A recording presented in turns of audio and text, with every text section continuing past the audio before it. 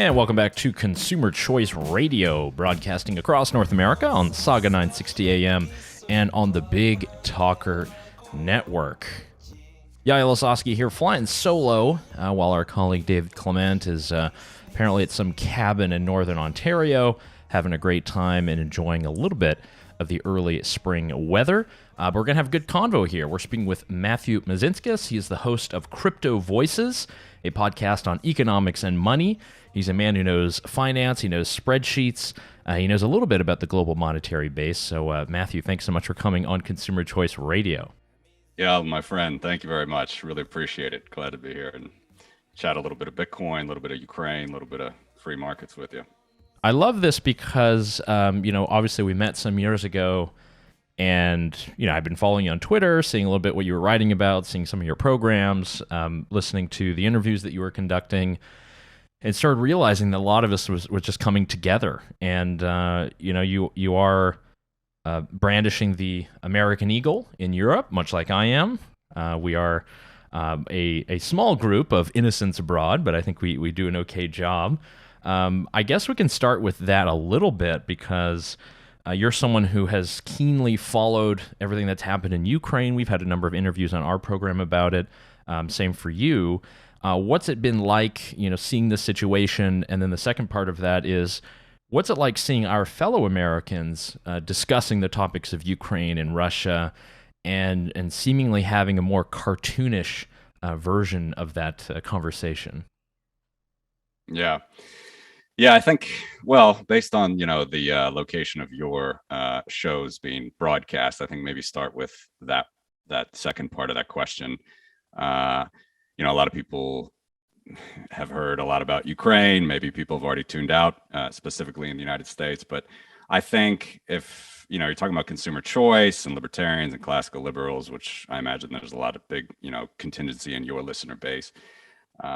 Often I find that Americans just have a completely different worldview than European libertarians, classical liberals. And there's obvious reasons for that, geography first and foremost.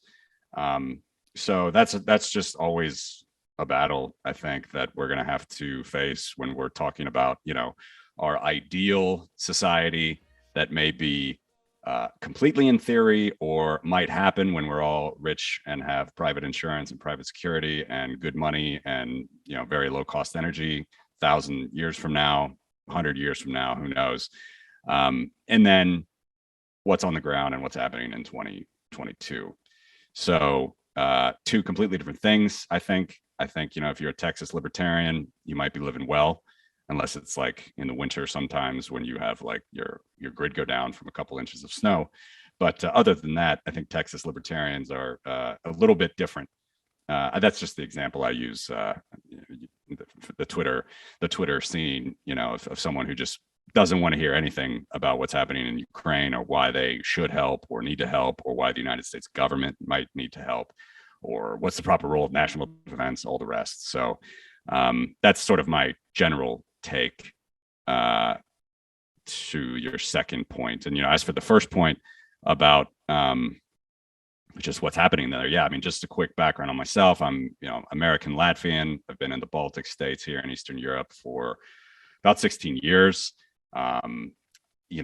It's part of my family upbringing, follow the Soviet Union, protesting during the late 80s, early 90s when I didn't know anything about it. I was quite young, but still was going to these rallies.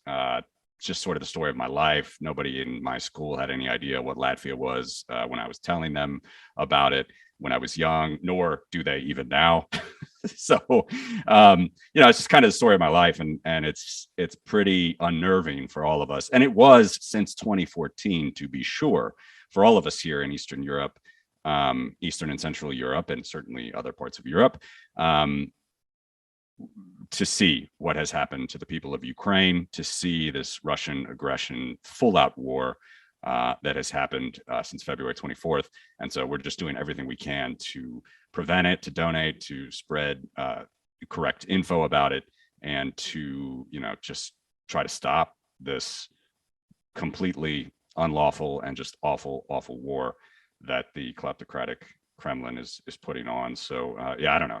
I could go on, but maybe I'll stop there. I think for what I found the most troubling in all of this, and I'm not necessarily a revisionist of the Austrian Empire or anything like this, living here in Vienna, but I think for most people are just not making the connection that these are real people's lives that are being impacted. That they will have no more home. Their home will be bombarded. Their streets where they used to walk their dogs or play with their kids will be flattened, will be charred. And I think there's just not that much of a connection. I think everyone has this knee jerk, about the global war on terror and Iraq and Afghanistan. And these are countries that most people had never been to nor heard of. But we're talking about, Ukraine. And at least for Austrians, there's a part of that used to be in the empire, that they used to come down here to the parliament and engage, and it was part of the empire. And you had the cultural exchange and the language exchange. And then to see the images today of tanks rolling in, of bombs and entire villages being leveled, at least as someone who tries to participate in the American system, tries to have some influence there, it's been very daunting. And I can understand that Americans are far from everything, but we've built a global empire. You might not like it, but we already do have troops all throughout the NATO countries and have them all over the world. And to see how the debate is kind of carried on, you can see that a lot of people are just not very well informed, and as you stated, don't really know much less about Ukraine than Latvia or anything else. But I'm hoping that seeing a lot more of this, people will understand that there actually is a need to have some kind of help, whether it's organized privately or publicly. And I know that privately there's so many things going on and really helping a lot of people out in Ukraine. Yeah, absolutely. And I would just encourage every listener, like, this fight is far from over. It's going to get worse before it gets better. Even if they succeed in getting the Russians to retreat, it's going to get worse before it gets better. I mean, there's going to be a massive hangover. Ukrainians are going to be angry, at the world for being slow to come to their defense. And then when they finally did, just still have all of these just crazy geopolitical debates that they're going to have to deal with. Whereas the real picture, like you said, is basic human rights, sovereignty, their liberty, their freedom. And we need to support them all we can. And so, yeah, I think it's going to be a challenge. It's going to be like the new challenge for Europe for sure. Lines are literally being redrawn. I mean, the geopolitical structure of the world is being rethought, and it's going to have implications for China. It's going to have lots and lots of implications in the future. So yeah, it's just a huge, huge deal. And one more just quick piece there, which I think you see back to the libertarian sort of debate or classical liberal debate. And you have this from, I'd say, just general Republican versus Democrat, or how should we sort of view this whole situation in Ukraine. One of the typical bugaboo sort of easy, let's not get involved type of narratives when the war started, let's not forget, which was not too long ago, and even up until now, was, well, the West just forced this on Russia because places where I am, former Soviet Union, 3 Baltic states, which were never, their occupation by the Soviet Union was never recognized by the United States, the United Nations, or many, many other countries in the world since 1945. And they said, oh, well, we just pushed the Russians into this situation because they had to think about their own security apparatus. And, from the Baltics entering NATO, which, by the way, was in 2004, it was a long time ago. Like, there can be lower level infantrymen and women that are starting now to serve in the NATO army that were, not even born, a twinkle in their father's eye in 2004. It's a long time. It's not like we've just been, this is something that was a surprise to Putin. So there's just so many things to talk about there. But lo and behold, now come May, this perennial discussion of Baltic security between Sweden and Finland, the 2 neutral countries. Now they are getting ready. And as far as I can tell, unless things are blocked by the Turks and by Turkey in sort of the near future, I'm pretty sure they're going to be in NATO. And that's a major shift for both countries. We don't have to go into that history, but 200-year policy shift for Sweden, Finland, with the Winter War and everything. I mean, it's a major, major shift. And of course, we can joke about Vladimir Putin's, master strategy of trying to protect the Russians. And here we go, Finland and Sweden about to join NATO, but where's the ruckus about that? Like, the Kremlin tries to say like, oh, well, actually, we don't really care that much. Don't bring too many missiles in there, but we don't actually care that they're joining NATO. And so you can see this just doltish debate about NATO expansion, aggressive NATO expansion that Americans were trying to entertain because they had no other concept of the area, the history of the people or the culture. It was a complete red herring. It's just a complete red herring. Finland and Sweden, Finland shares thousands of kilometers of border with Russia, much more of an expansion with them joining NATO than Ukraine. And so, it's such a big deal. It's such a big deal that the West was expanding. That's just the narrative has just completely fallen flat on its face. And we can see that really what it all came down to was Putin's just megalomaniacal views of the Slavic people. And he did not like, since the color revolutions of 2004, when Ukraine started to move towards the West, and of course in 2014, he just did not like that, and he couldn't handle it. And he's a maniacal dictator, and he's just showing his true colors. So it was never about NATO expansion. It was just about a crazy, crazy small man's dreams. Well, speaking of that, I think I have the perfect transition clip, thanks to our friend Bill Maher. Putin is bad, very, very, very bad, but he's still better than the guy who brings every conversation around to Bitcoin. And that's going to be us today, ladies and gentlemen. I love that quote. Yes, very true. So Matthew, your podcast is Crypto Voices. You've been doing this for many years now. You've been analyzing the different macroeconomic trends and also the technology side of Bitcoin, everything else. I mentioned before we started recording something about podcasting 2.0, and wanted to know if you'd entertain a little 30-second pitch here, if that's cool. Yes. Please. All right. So Consumer Choice Radio, we are podcasting 2.0 compliant. What that means is that you download a modern podcast app that includes Fountain or Breeze. And in these podcast apps, you actually do have a Lightning Bitcoin wallet where you can receive Satoshis.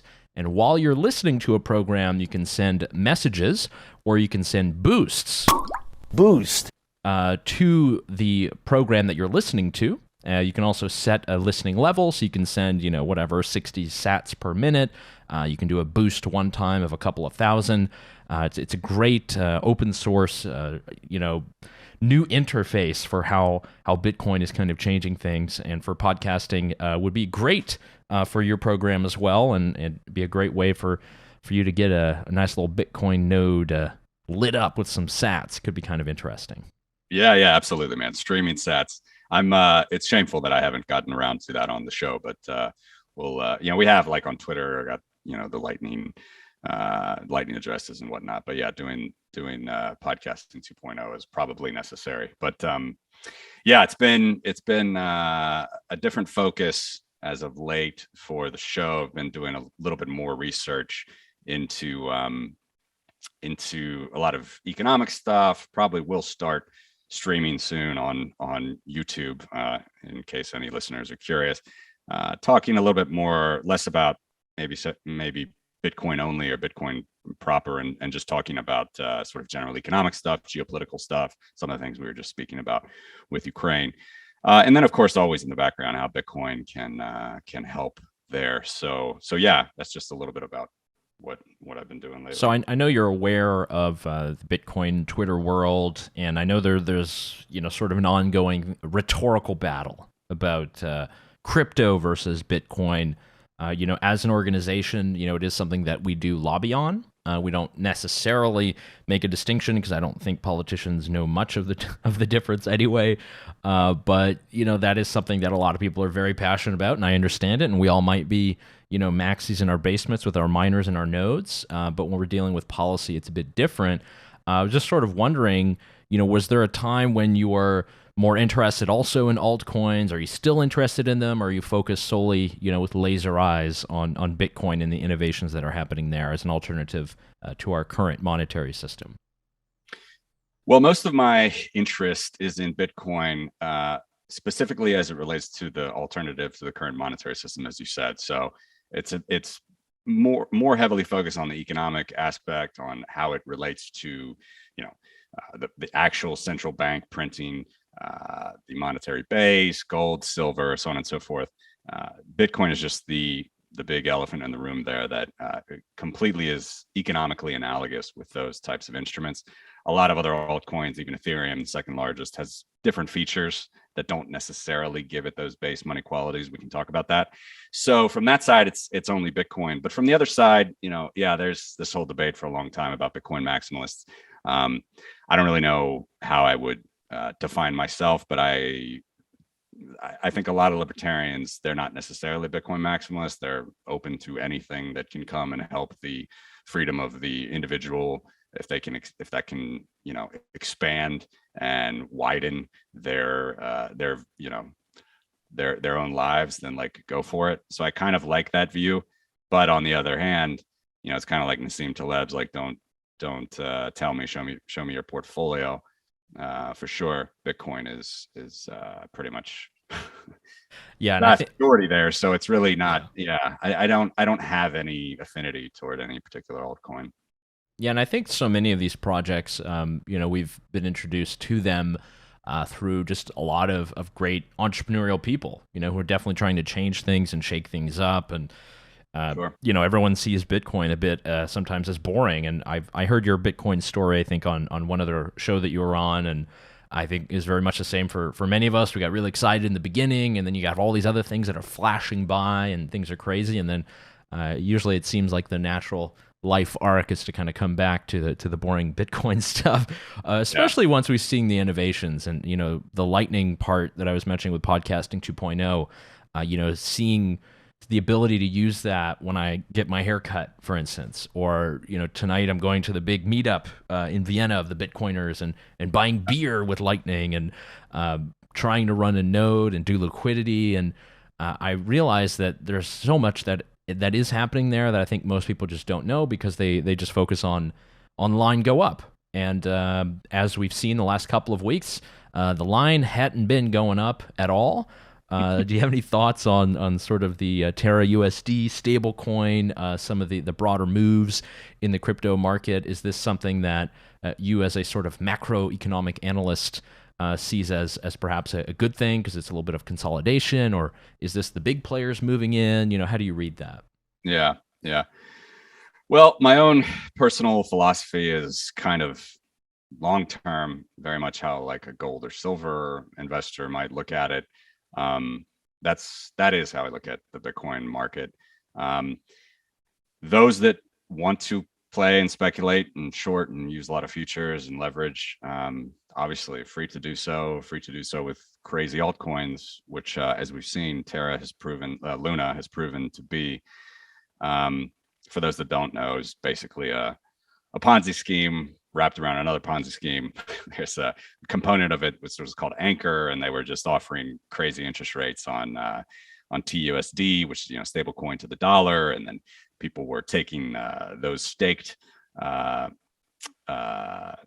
were taking the asset that was backing those loans and then reinvesting that into more of the TUSD and likewise again and again. And so it eventually all collapsed, and there was quite a big blow up in the markets, like really massive. I mean, I saw a tweet, I think it was Enron was something like 60 billion in market cap, and Luna might have been 40. So anyway, numbers aren't too important at that level because now they're all zero. But it was massive boom and bust based on speculation and a Ponzi scheme. And so it gives a lot of fuel to the fire for regulators, which is unfortunate, and people that don't understand the market, which is unfortunate. But these things, as I look at them, are really just a dime a dozen. I mean, they're going to come again and again and again. You got to have your eye on the prize, which is, in my view, just living a good life, having a stable currency that you can rely on. Yes, it's going to be volatile because we're only 11, 12 years into this process, 13 years into this process, actually. So it's something to keep an eye on. A lot of the market volatility and how things move. I definitely think it's going to be pretty weak over the next 6 to 12 months. Doesn't look very strong at all, the way that markets are reacting to this event. But, we typically see higher lows and higher highs in Bitcoin. So we might be moving to one of these low periods. We certainly are in the short term in a low, but $30,000 Bitcoin is still, that's 3 times more than it was 2 years ago. So, it's hard to be too bearish if you just extend your horizon from 10 minutes to 10 months, things look okay. So I'm not too worried about it, but again, it's all about the perspective that you take when it comes to sort of what Bitcoin is and what it's trying to do. And we've seen in probably the last 2 years more of a focus and actually a sort of mainstreaming of the idea of nation states embracing cryptocurrencies, but specifically Bitcoin. And we saw that in El Salvador, where it is now legal tender. Apparently, you've heard the same in the Central African Republic and some Portuguese islands and the like. As someone who follows, not just global economic trends, but geopolitics, so what do you make of the situation in El Salvador and some of these other countries? And I say this in the context of, I don't even know the name of it, but I know that Bukele has brought together something like 44 finance ministers and central bank governors in El Salvador to orange pill and talk Bitcoin to them. So they're meeting at this moment. Who knows what's coming from that? But what do you think about nation state adoption? And is that something that we should care about? Do you think it's hopeful, or do you think it might actually lead to more problems? I think it could lead to more problems in the short term.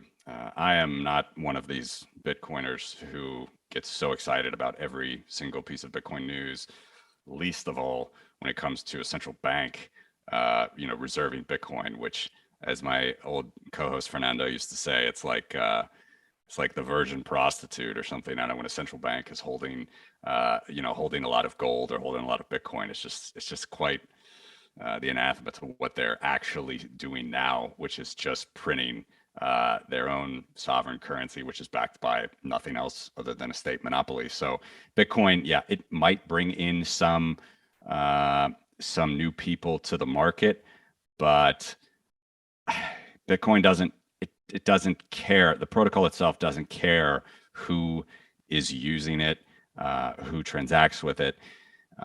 So if we start to cheerlead something like, a few central banks taking it on and then other central banks taking it on, we might start to think that, oh, that's actually how it should be. It should be run by a central bank and held by a central bank.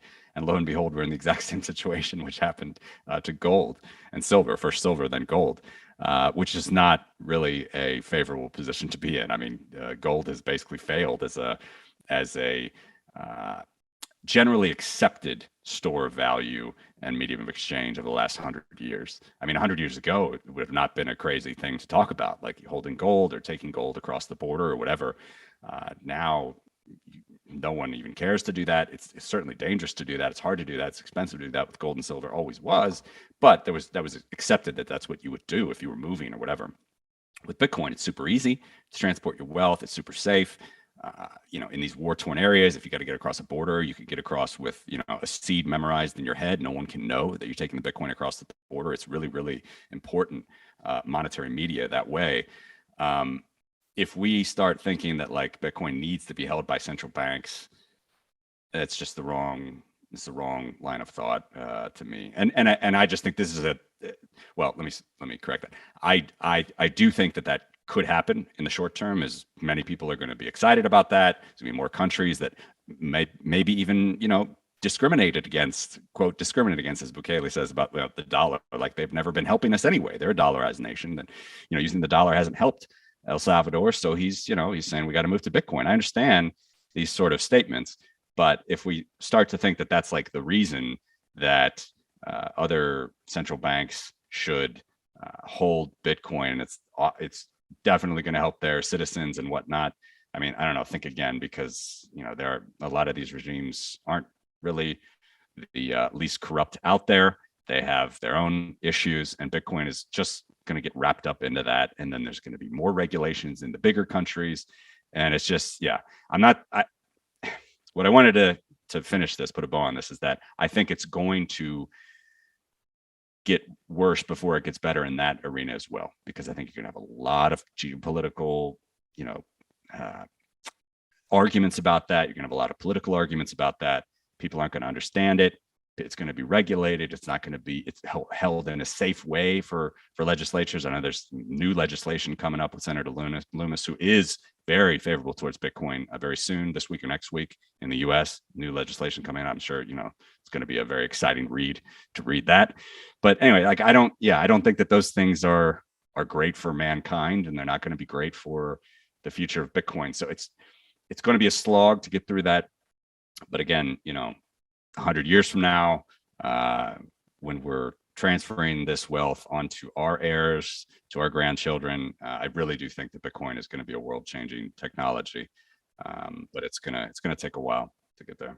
Wow, I think I definitely echo your sentiments. We do not spend all this time critiquing the machineries of government and their financial tools, only to have them take the technology that we've developed in the private market and use to their own devices. So I do think that your cautionary sort of example is a good way to look at it. And when we have all of this stuff that's happening, it's better to have innovation coming from private actors and people who are out actually providing value instead of governments and imposing that. So I definitely agree there. I think that's a very strong point. There's been far too much cheerleading, particularly when it comes to a lot of what's happening in many of these Central American countries. It's kind of strong-arm politics. It's not really the most liberal of democracies in the world.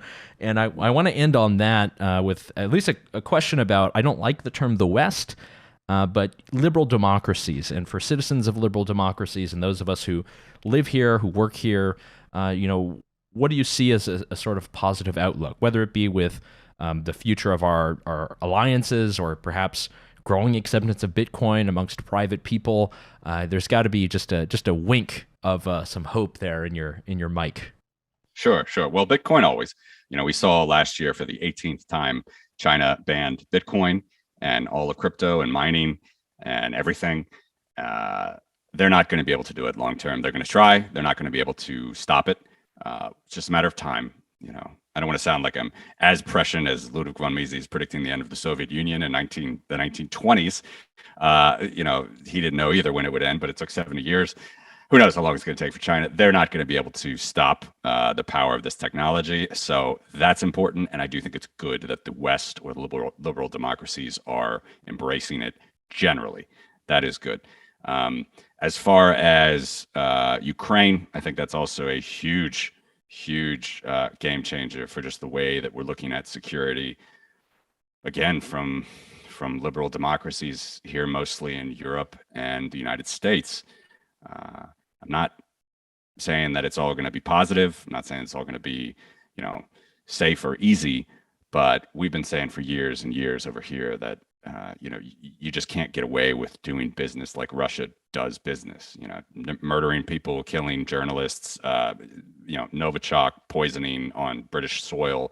These type of things are really, really medieval and barbaric, and they need to, you can stand up to these things without being a totalitarian government yourself. You can be a liberal democracy, a liberal, free, loving people that wants to stop these types of things and this type of tyranny. And I think it's a refresher for a lot in the West, a lot of people in the Western world, and I'm very happy for that.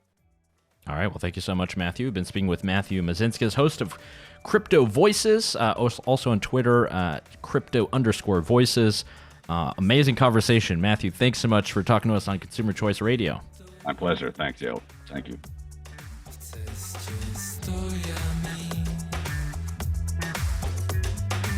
Bye.